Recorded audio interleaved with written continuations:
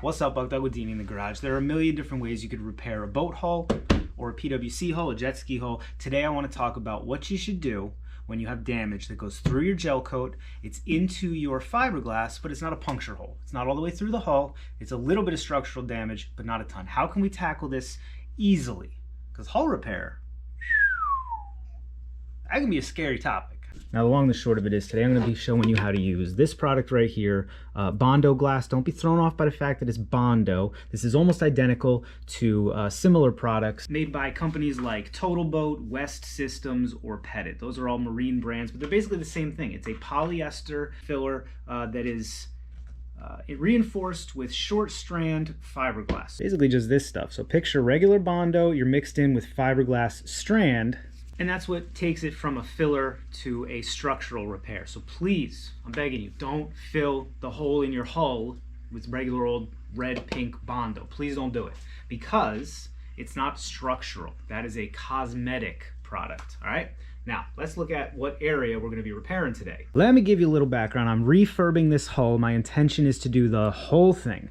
It was real bad. The whole bottom was rubbed through from sandbarring it. The strakes are all worn down. It's even worse on this side, and then it had some actual holes. Had a giant crack there, had a hole through the hull right there. So what you're looking at is a very big project, work in progress. What I want to show you today, let's pretend that this whole hull is not screwed up, right? And let's say it's just, I think we're going to tackle this repair right here. Again, I'd really be doing it as part of this one, but for the sake of the video, I wanted to bring you guys some knowledge because I basically had to teach this stuff to myself. There are some videos out there, there are not a lot. I'll tell you one guy, Boatworks Today, Andy over there, 10 out of 10. The issue is he's been doing it for 10 years, so sorting through his videos can be a bit cumbersome. I wanted to give you guys a more comprehensive real quick. So picture this. You took the old PWC out there on the lake. All your friends were beaching it at the sandbar. You came in a little hot, you found a rock. And this is what you're looking at. The white, for those that don't know, is gel coat. That's the paint, if you will, that they use on boats. There are reasons that we can go into on another video. Underneath that is your fiberglass, is the structure of your boat, all right? And you can see this particular repair is all the way down to the fiberglass. We can actually flake up strands of it if we wanted to. All right, now the first thing you're gonna need to do is confirm that this is not a through hull hole or crack or seep. So what you're gonna wanna do is get something that will resonate a bit. Old timers use a coin. I like this wrench. And what we're essentially gonna do, come in here and you're gonna start tapping all around the damage area, well into the not damaged area. And you're looking for any difference in sounds. You're looking for a nice sharp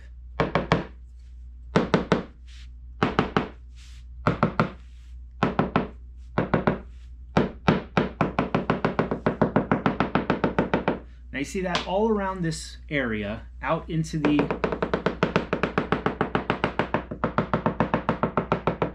non-damaged area. I hope you can hear that on the camera. We're getting a very uniform, light tapping sound. It kind of sounds like you're tapping on a wall or a door or something else hard and hollow. That's what you want, all right? You don't want to be tapping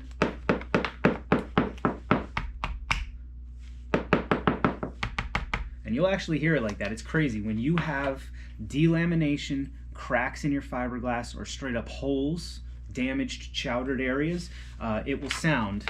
So that's step one. You've confirmed this is just a superficial damage area. Next thing you're gonna need, trusty sander. You can absolutely do this by hand. I recommend you start at about 60 or 80. Now, sandpaper choice, real quick. You can go cheap, or you can go super expensive. Now this is a Mirka.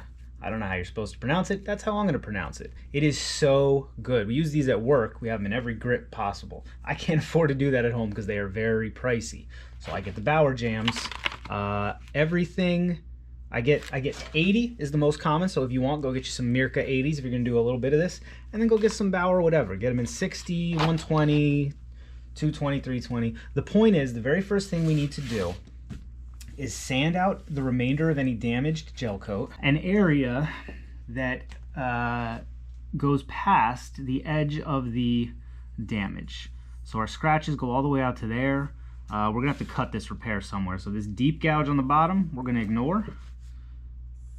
Come in like that, we'll sand down there. And then here at the end, you can see those scratches almost go the length of the hull. We're gonna cut it here. Again, for the sake of the repair, but understand that if you were doing this at home, or excuse me, for the sake of the video, understand that if you were doing this at home, you would absolutely, I mean, there's a lot of damage on this ski. That's actually why I picked it. I wanted a project. I wanted to get my skills up a bit, get some good practice, make a couple videos for y'all. This is not a beginner project. You're gonna be hopefully tackling just this area, or more likely just a scratch like this one.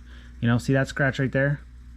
So I'm gonna actually sand this by hand to start to get a good feel for it. And what that's gonna do is allow me to determine how thick is the gel coat here, and what's it looking like once I start pulling stuff up. Am I discovering anything under there?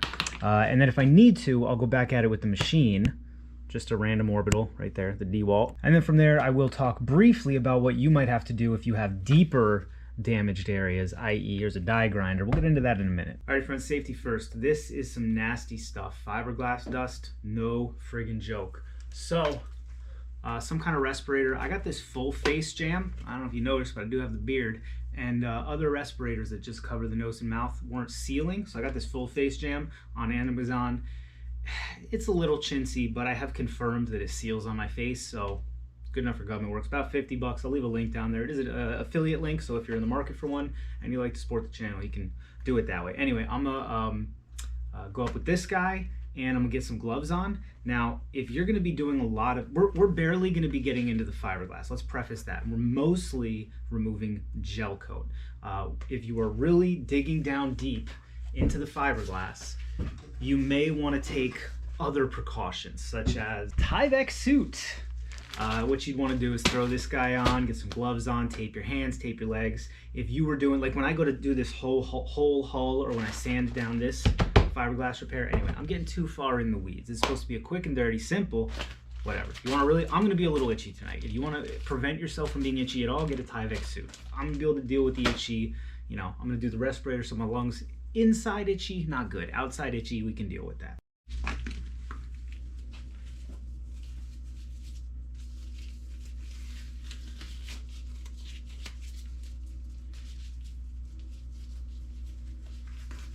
Alrighty, friends, it should go without saying that I can't really talk very well to the camera while I'm wearing this thing. So, you're just gonna watch, okay? And then we'll talk more at the end. We're gonna sand her down a bit right here. Come on here. Who made these gloves? There it is.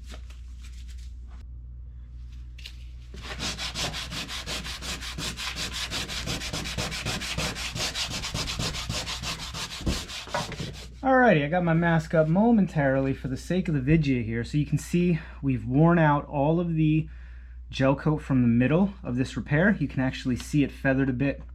The primer is showing, the gray primer's a little bit. That's really good, that's what you want. So imagine this is your hull, right? And you get damage in it. So that's your damage right there, okay? Now this is jagged fiberglass. Even what we were looking at over there, it looks like this. It's no longer a uniform, it's no longer encapsulated by resin. There's possibly bits sticking out. Now the very first thing you want to do is sand this smooth so that you bowl it out. You end up with a bowl like that, okay? You're going to remove any streaks of gel coat, any damaged fiberglass, bring it down nice and even. And you actually want to begin to build this shape into the repair area, a nice bowl. All right, that's what we just did. The next thing we want to do is we want to feather it out, and the reason is this. All right, if you just cram a bunch of filler in there, all right, what you're sitting with is a pocket of filler that has very definitive and sharp ends here and here, very sharp ends. All right, so what you really want to end up doing, you got your hull here, your bowled out area there, you want to begin to feather this out so that that top layer works back pretty good amount. There's something in boat repair called the 12-to-1 rule. I don't think that really applies for skis because you end up running into weird geometry, but your goal here, we've accomplished this, okay? We've gotten the area prepped for the reinforced putty. If you want this repair to last, if you really want this repair to be a homogeneous part of the hull, you need to feather it out, quite a bit. And what that's going to do is, see, if you hit this, say you're out skiing and you hit this on a rock, that bit's going to chip right out, probably right along this line. I cannot stress enough, if you skip this step and you don't feather out the rest of your repair area, essentially making more work for yourself, your repair is a very dangerous one, because you come along and you hit something, this is going to chip out right along these lines. But if you feather it, it's a homogeneous part of the hull, and it can absorb some stress without immediately breaking out. You hit it here, and the repair area goes all the way down and out here. So let's look, how far out are we going to feather on our repair area? All right, friends, I want to stress again that this is not a traditional repair because of how much damage there is on the rest of the ski. So I'm going to do this pretty lightly, but on the leading edge, essentially, of this repair area, I want to feather it out to about here if I can. All right, and we can come a little bit tighter along the edges, and then on this back edge again, I'm gonna bring it back quite a bit. Again, we're pretending that these scratches don't go the length of the hull. Obviously, you'd repair these and be taking them down there, but then I don't get to give you guys a short, concise video. So let's pretend that this is our only damage area. These stripes don't really exist. So hopefully you can kind of see, this one is feathered nicely. You can see the gray transition. It gets a little speckled right along the edge there. That's a good feathering. We got to feather it more, but that's a good start. Up here, no feathering. You can see it ends right here. I can actually start picking at it because of how definitive that that transition is. So we want to work this feathering back some more and bring feathering to here. You can actually see up here a little bit, a little better feathering. The white gets real translucent. That's what we want.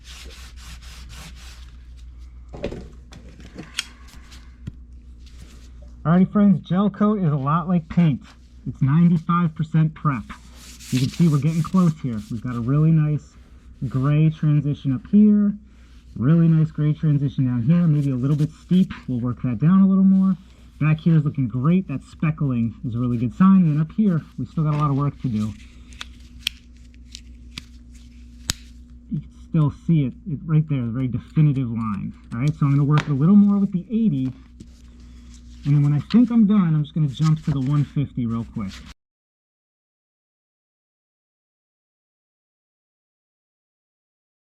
Alrighty, friends, ignore the awkward shadows. The long and the short of it is we are pretty much done. We're pretty much there. Confusingly, what I'm going to do, the last step, is I'm going to go back to the 80 grit and just hit the whole area once to give it some tooth. All right, you really want something for that new polyester filler to grab onto. So this was to blend some more. We're just going to very lightly scuff it up here. If you do nothing else, get an 80 grit tooth on it, Christmas, amateur hour. Get an 80 grit tooth on it and clean it with acetone. If you just do those things, you got a fighting chance.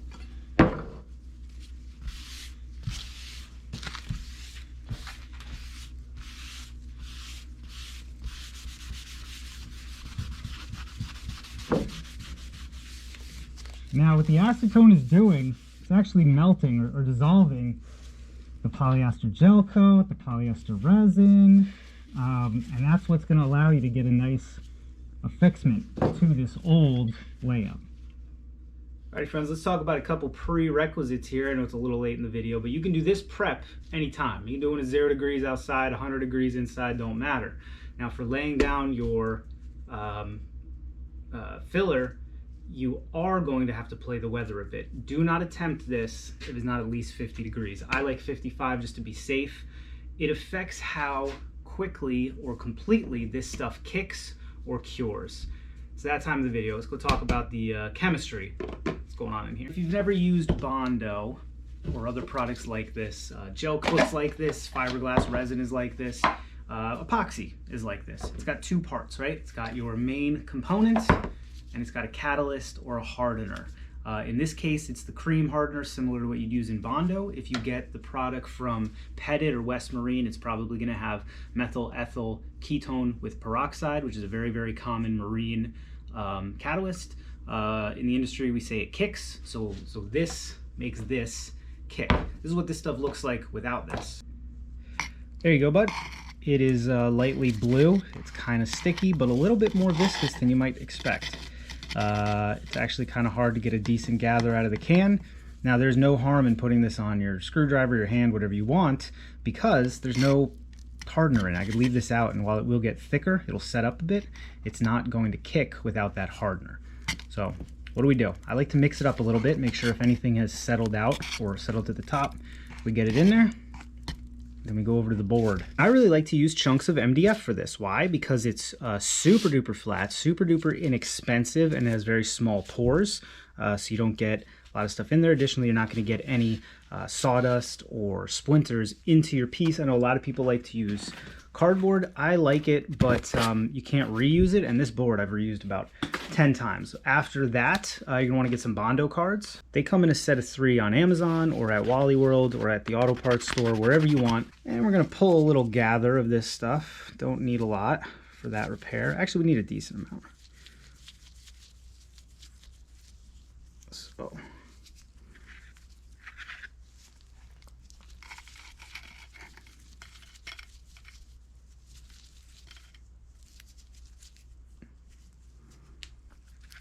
That should about do it.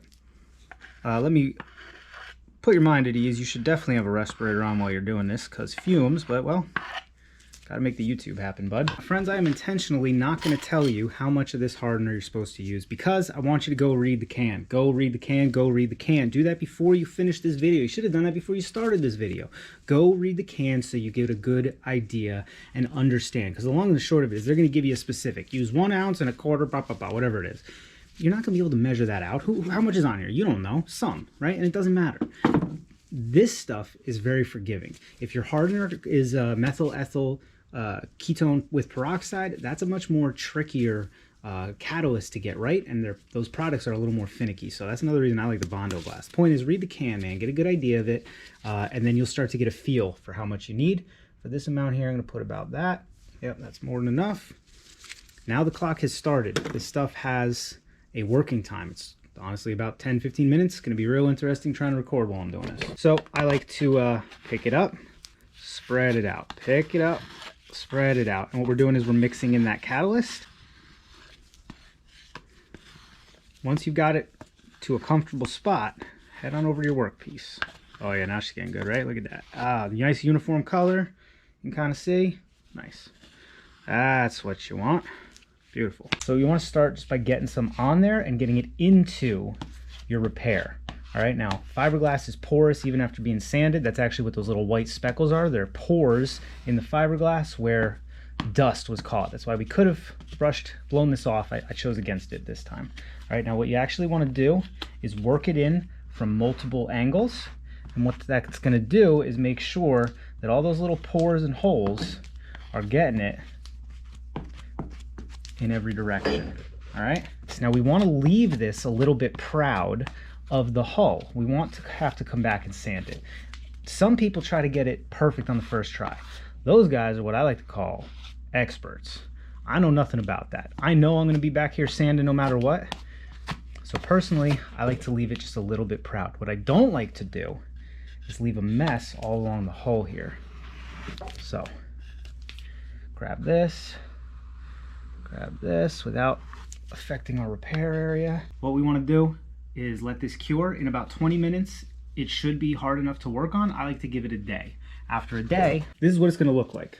You can very much tell that it's dry. It's lost a lot of that luster. And what you can see here is I kept this repair proud of the hull. So when I go back to sand it, I'm going to pull off everything above the hull, and I'm going to end up with a very uniform repair area. Now another thing to consider is this. On this crack, it was a hairline crack. I ground it out using the die grinder with a burr bit, right? All right, we didn't have to do that on a repair over there, but if you have like a hairline crack, you can grind it out like that. I laid it in. I laid in some, and even though it was proud, there were some holes in it, some little divots, some uneven areas. No big deal, just leave it on that first round.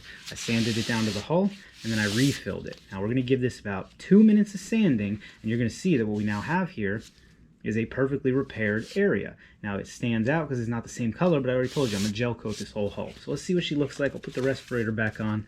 See what she looks like after a quick 2, 3, 4 minutes of sanding.